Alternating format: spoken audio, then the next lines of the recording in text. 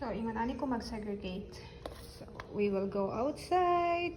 Ato ni ilubong kay mga kuan man ni sa isda.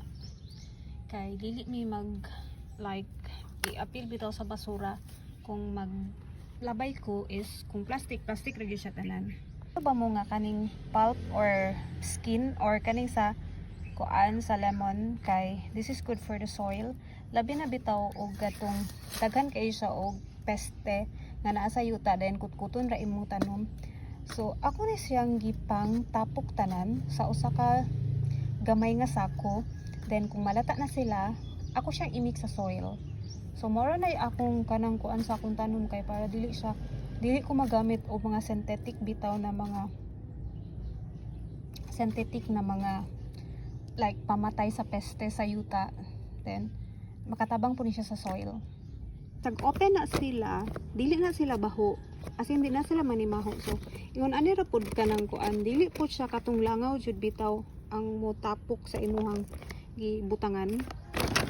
So, nani siya. Nani siya. So, gi-open sa nako siya. Kay wala pa mo siya napuno.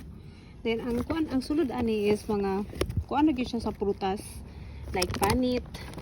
Dayon sa panit sa saging. Mo ni akong ginahimo pag segregate sa mga ingon ani.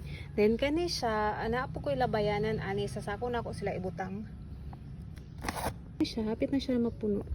Ang katsada pa jud ani kay ug naay mga butterfly like sa among palibot sa pagkakaroon sa among palibot. No, do not eat that one. That is not good for you. Sa among palibot kay kuan kanang pitsino.